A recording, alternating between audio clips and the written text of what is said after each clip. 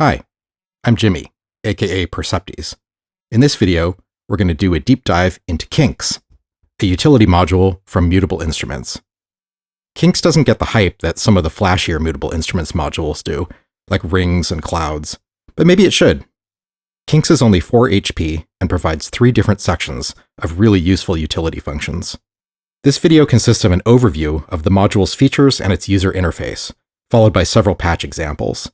We'll look at patches processing both audio and control signals for each of the different utility sections. Before we get to the overview, let's check out some clips of the patches we'll explore later in the video. If you like what you hear and you want to learn more, stick around, and please consider supporting my work. Check out the video description for how you can help.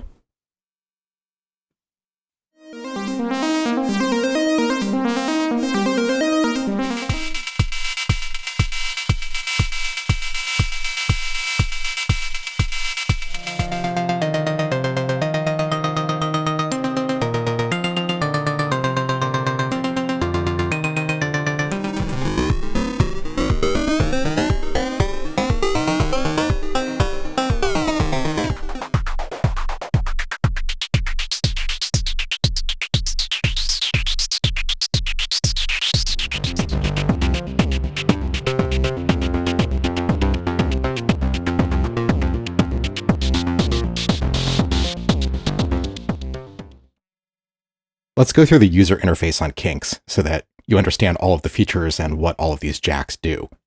If some of these explanations are a little over your head, don't worry about it for now, because we're going to go into them in detail with patch examples, and you'll get to see visually and listen to exactly what they're doing. The top section, labeled Sign, is all about signal polarity. It has 1 input and 3 outputs, which process the incoming signal in different ways. The top right input will invert the polarity of the signal. So when the voltage coming in is high, it will reverse it to the same value negatively, and vice versa. The bottom left is a half rectified output, and this will take all of the parts of the signal that are negative and flatten them out to 0 so that there's only 0 and positive voltages coming out. Anytime the signal goes negative, it gets clamped to 0. The bottom right jack is full rectified. This is sort of a similar idea, except that the negative signal gets flipped positive instead of getting clamped to 0. So if there's a signal coming in at 10 volts, it'll stay at 10 volts, but if it's negative 10 volts, the output will be positive 10 volts. These little symbols will help you remember exactly how the signal gets changed. The logic section performs 2 different logic functions. There's an input A and an input B, and then a max output and a min output. So you patch 2 audio or control signals into in A and in B respectively, and then at the max output, you'll get the maximum voltage between the 2 of them. So if one is high and the other one is low, you'll get the one that's high and the one that's low will be ignored. The min output is the opposite. Whichever of the 2 signals is lower is the one that we passed on to the min output. These can also be thought of as logical or logical and we'll see examples of that.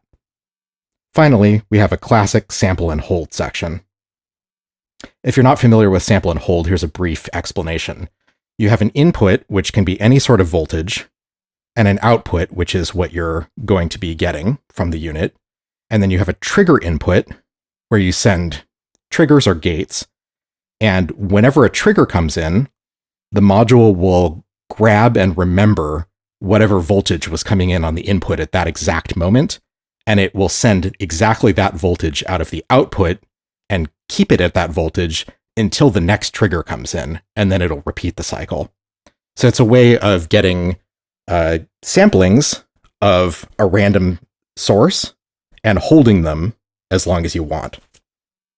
Kinks also has an internal noise generator. This bottom left jack, it gives you the output of the white noise that it's being generated internally. White noise is essentially just a random fluctuation of frequency with no real pattern, and it kind of creates a snowy, hissy sound that you might associate with like an old TV. If you want to hear the sound that it's creating, you can patch out of that noise jack to get that signal, which is audible as that snowy sound, or you can use it as a random control voltage signal. By default, the noise from the module is routed to the input, So if you don't patch anything into the input, it'll be sampling from the noise source that it has internally.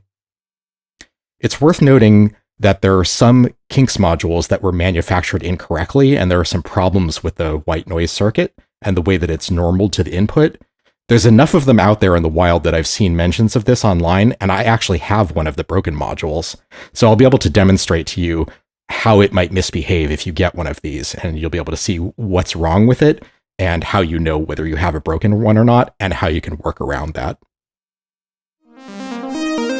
In this first patch, we're looking at control signal inversion using the sine utility on Kinks. We've got a sequence going on plates here, and then we've got an LFO coming from Oct, which is off screen. That's going into data over here, and that's represented by the green trace at the top of the screen. We're taking a copy of that LFO, sending it into the sine input, and then we're taking the inversion output, sending that into the second channel on Kinks, which is the blue trace. And then we have now a green and a blue, which are inverted polarity of each other. So the green is the original signal coming from Oct, and the blue is the inverted copy of the signal that's been run through Kinks. And you can see how they're exact opposites of each other. Every time the green trace goes up, the blue trace goes down, and vice versa. We then have the green signal going into the timbre control on plates, and the blue signal going into the morph control.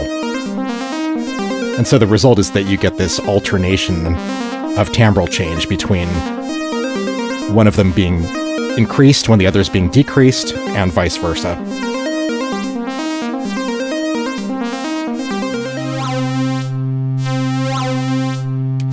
This simple example demonstrates the behavior of the rectification circuits in the sine section on Kinks. We've got the same LFO coming in from Oct off screen. That's the green trace. And I've added a horizontal line here that is right at the 0 volt point, so that you can easily see that the LFO is bipolar. The parts above the line are positive, and the parts below the line are negative. As usual, we've got a copy of that running through for the green trace, and then we have a copy going into the input of Kinks, and the blue cable is coming out of the half-rectified output, and that's the blue trace that's represented here. We're currently modulating the timbre of plates with the green trace, and as you can hear, it has a timbral change at both the peak and the trough of the green trace. It kind of disappears. You almost can't hear it when it gets down to the bottom. That's because it actually is turning this control negative as well as positive. Now, if we switch this and we send in the half-rectified output, the blue trace instead,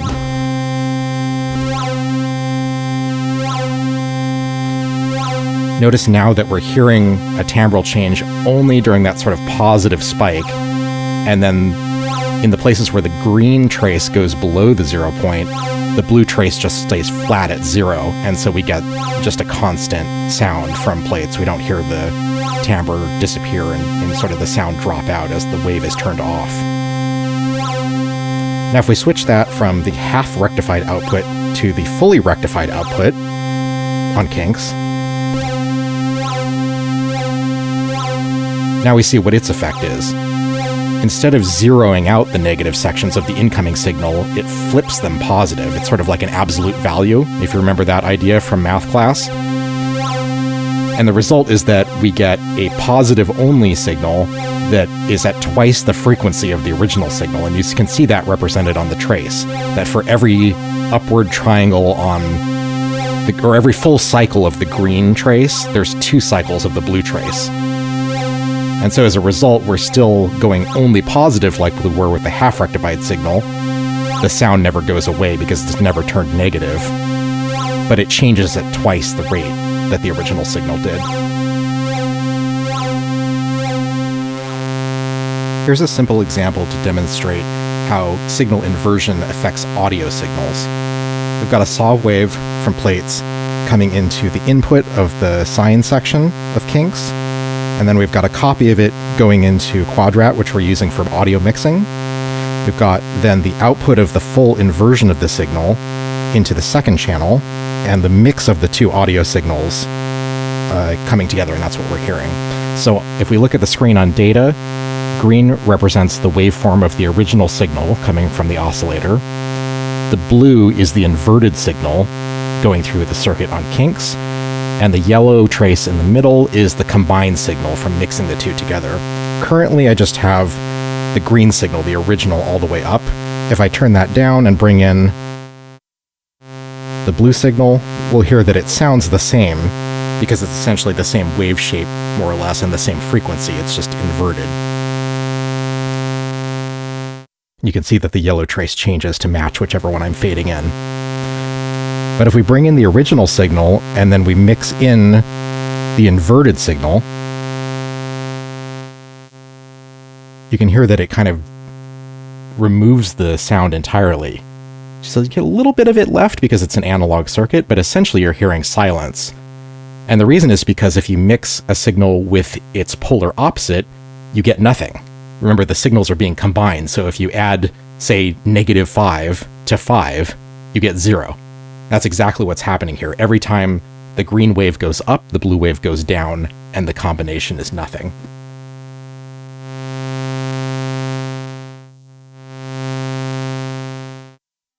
Listening to that last patch, you may have been wondering, why would you ever want to cancel out a signal so that you can't hear it? Well, if the signal that you're canceling is the exact copy of the input signal, then you will get silence, and that's not usually very useful. But you can cancel part of the frequency spectrum of a more harmonically rich sound to change its timbre. We'll demonstrate in this patch how that works. We've got two waves coming from blades in self-oscillation. We've got, on the left side in the green trace, a sine wave. So that's the green, and then the yellow is what you're hearing.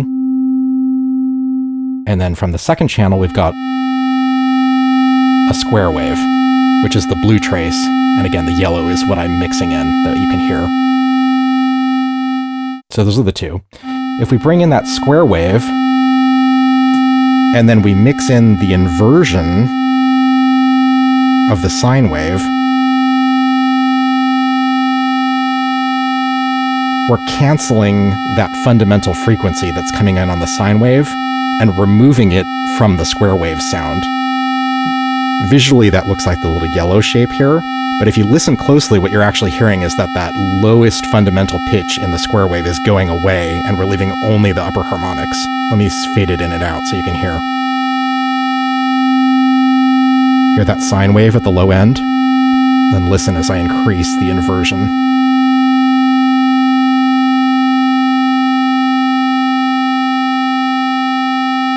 You start to hear more of the upper ring, and that low frequency goes away. So you can use the inversion circuit on Kinks with audio signals to cancel out specific partials for timbral changes. Let's look at an example of how the full and half rectification circuits affect audio signals.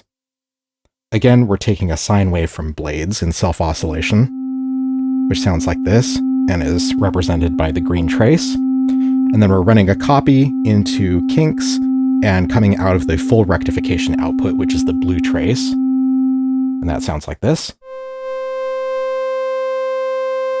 And as you can hear, they sound basically the same, except that the rectified wave is an octave higher because the frequency is twice the base wave. Now if we mix the two, then we hear them both. That's just normal audio mixing. If we switch from the fully rectified circuit to the half rectified circuit, you hear a little bit of both, because it's not twice the frequency, but the wave has been cut off where it would normally be negative. And if we mix that in with the original sine wave, then we get a little bit more harmonically rich wave that has a little bit of that lower octave and a little bit of the higher octave.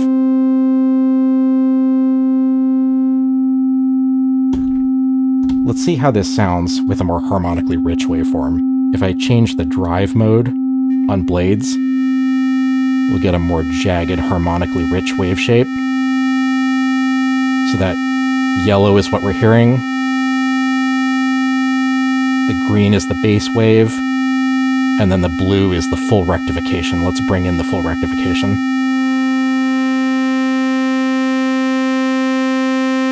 So that's got a much brighter, more harmonically rich sound. Let's bring out the bass wave so you can hear just the rectified version. See, again, it's an octave higher because we're flipping the polarity of the negative part of the signal, but it also gives a different sound, and mixing them together gives you a much more rich waveform. Let's switch to the half rectified circuit so you can hear the difference. It's kind of a similar sound, but you hear more of that low tone with a bunch of harmonics, and you don't hear the octave up fundamental pitch that was created by the full rectification.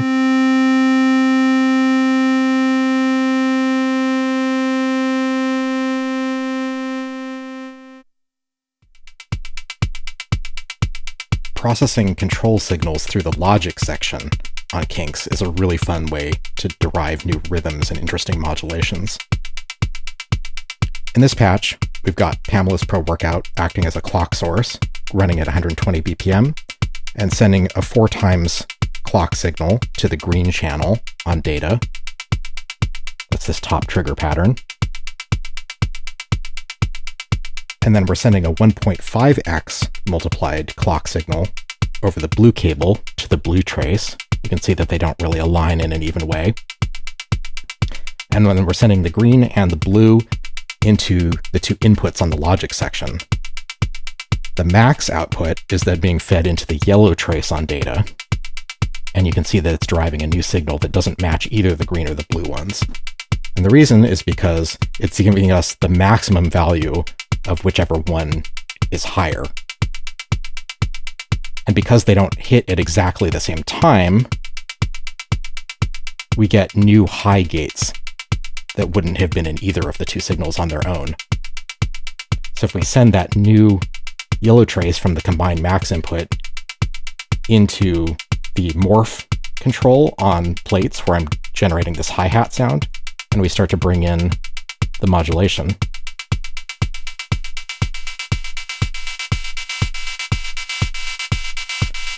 then we're modulating essentially the decay time of the hi-hat in a new rhythm that's derived from a combination of the 2 original signals.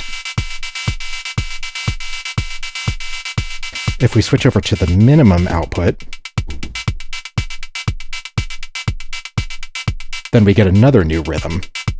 This one is a little bit more sparse. You can see that the hi-hat doesn't open as much, and you can see as well on the yellow trace that the voltage is high less often than it was. And the reason is because it's doing the minimum of the 2 signals. So if either of the signals is low, the output on the yellow trace will be low. And so you only get a high voltage on the minimum output when both the input signals are high.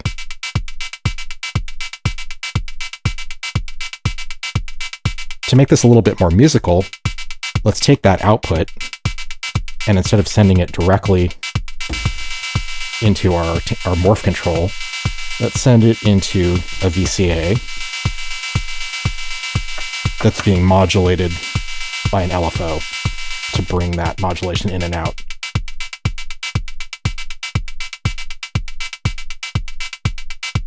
Let's bring in some delay too.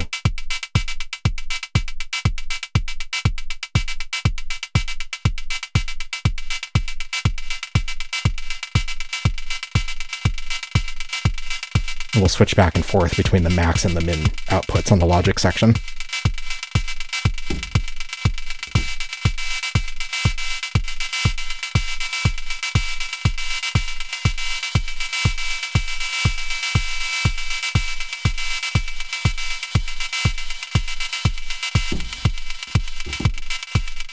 So you can have a lot of fun with this. Try sending different clock divisions to the 2 inputs and getting new rhythms out of the max and the min outputs. Of course, the logic section of Kinks can process audio signals too. We'll take a look at that in this patch. Once again, we've got self-oscillating blades, both the left and the right side of the filter, creating sine waves. They're tuned to 5th apart. So here's the left one. and the right one. And we've got these two sounds going into the in A and in B inputs on the logic section of Kinks. And we've got the max coming out on the green cable into the green trace on data and into our mixer, and the min output on the blue cable into the blue trace on data in our mixer. So that's the raw signal that we're sending into Kinks. Let's take those out and listen to just the max signal that Kinks is producing from combining these two.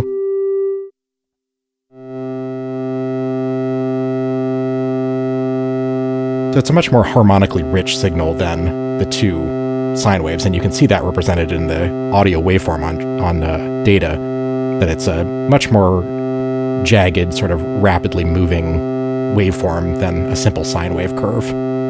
Let's listen to the min output.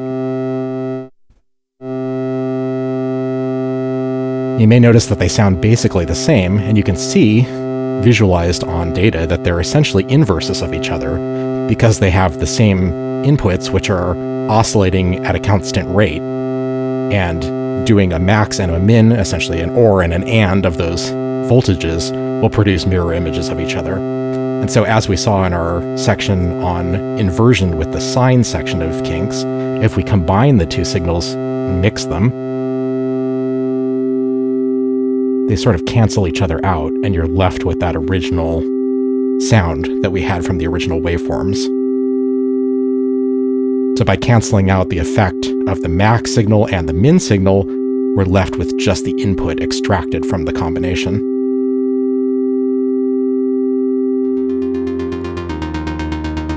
Finally, let's move on to the sample and hold section at the bottom of Kinks.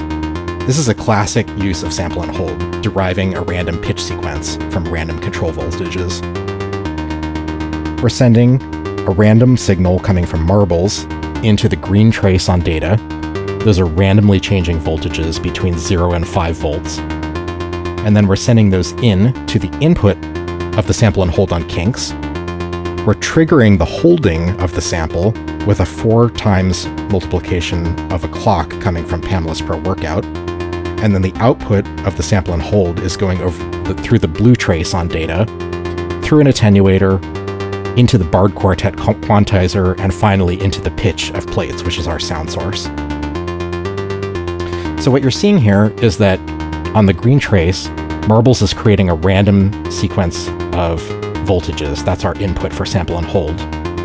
And then the bottom is the value that is being held by the sample and hold unit every time a trigger happens.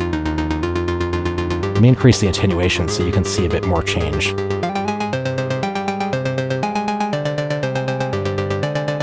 So you'll notice that even though the green line is continually moving, the blue line only changes value whenever a trigger comes in. That's exactly what sample and hold is. It's taking a sample of the input voltage, and it's holding that voltage until the next time a new sample is taken. And the result is that if you sync this up to a clock, you get random values that change in sequence with your tempo.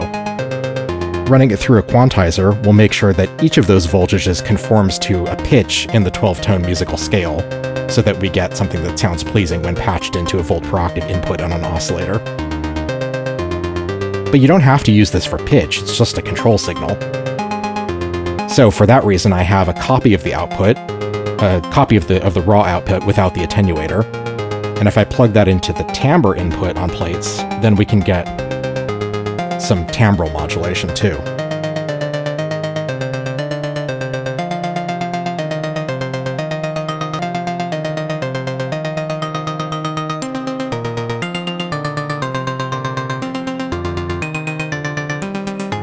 So now each beat has a different timbral quality because it only changes per note.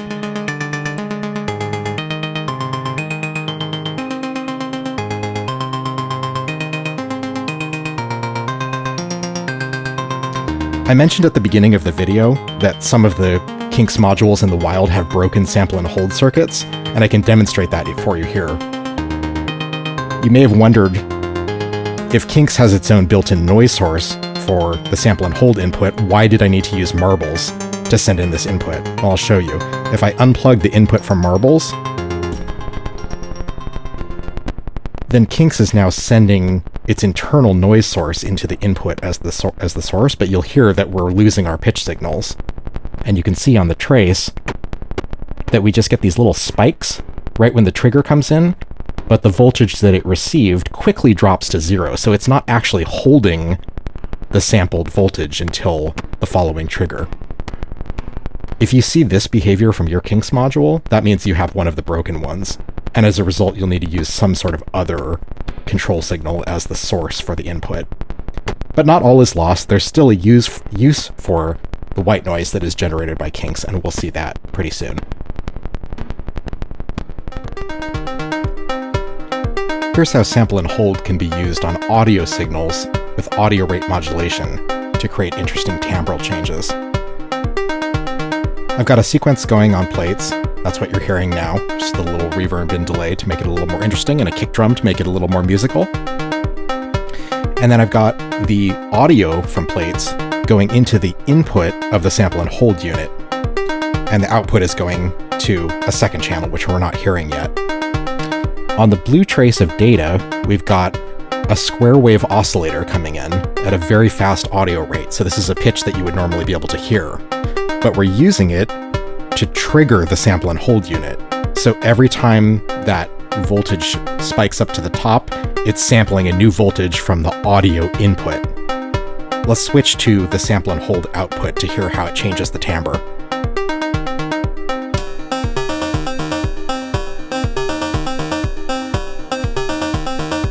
So that modulation at audio rate is giving some sort of interesting inharmonic upper frequency harmonics. And if we change the pitch of the square wave that we're using to trigger, it'll change the timbral quality of the output. Watch the rate on data.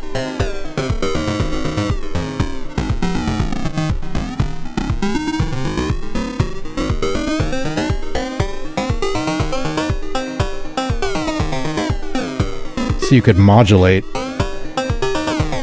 the frequency of the incoming trigger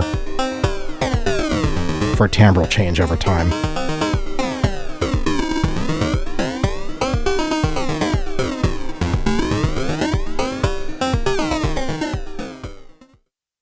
An extra benefit of the sample and hold circuit on Kinks is that you get direct access to the white noise that is being generated as an internal modulation source. This can be useful even if you have one of the broken Kinks modules where the noise isn't correctly routed and held when the sample and hold is not using an external input. This is what white noise sounds like. That's the result of just randomly changing voltages that have no particular pattern. But we can use that for percussion.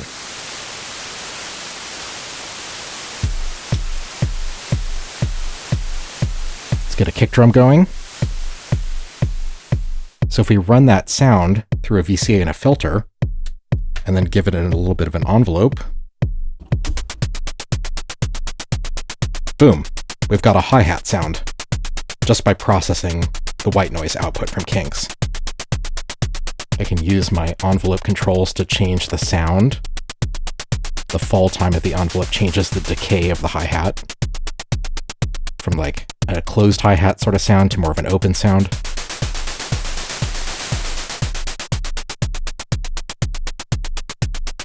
And this is running through a filter too, so I can also change the timbre. That's a low-pass filter with some resonance. Could do something a little mellower, turn down the resonance. Or use a band pass to accentuate certain frequencies.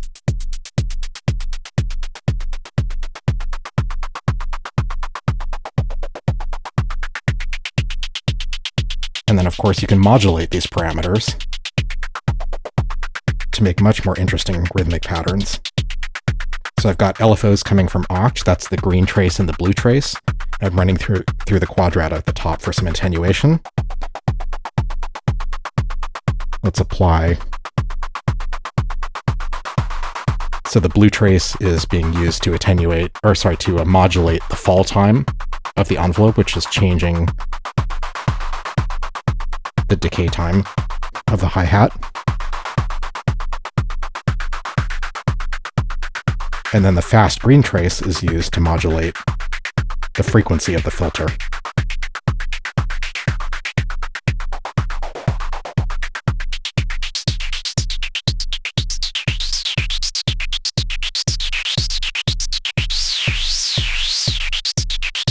There's all sorts of sounds you can get just by processing white noise.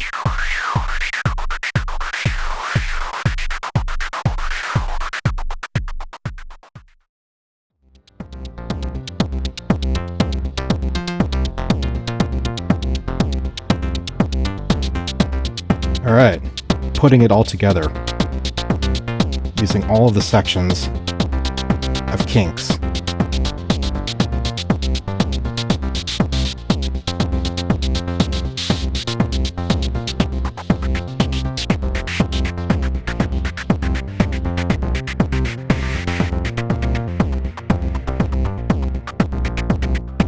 So what do we got going on here? We've got a pitch sequence going on plates. We're using the noise output of Kinks' sample and hold for the hi-hat as we were doing before. We've got a kick drum going from Creator off screen.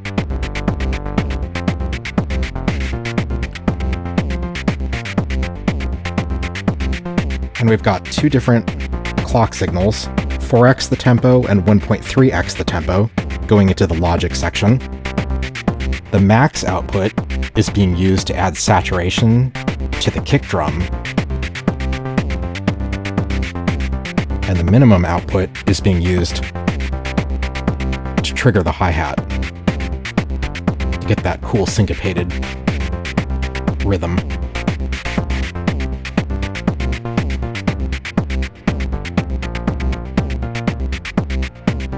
As usual, we're sending random signal from marbles into the input of sample and hold, the output through a quantizer, into the pitch of plates. We're sending the hi-hat through a bandpass filter.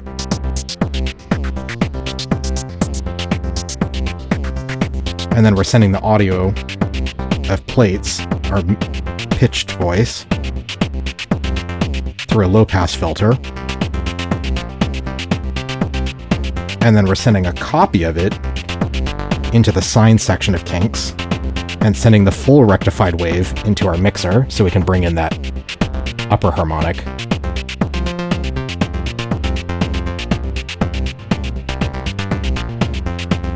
That's mixing in that octave higher pitch from the full rectified wave.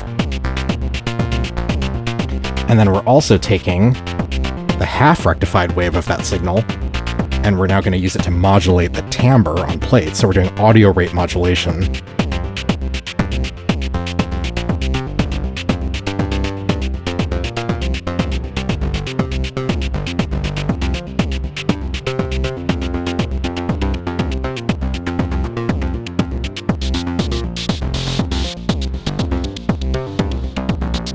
So a lot of the interest from this patch comes from the utilities on Kinks. There's a lot of creative ways to use this stuff. So utilities don't have to be boring.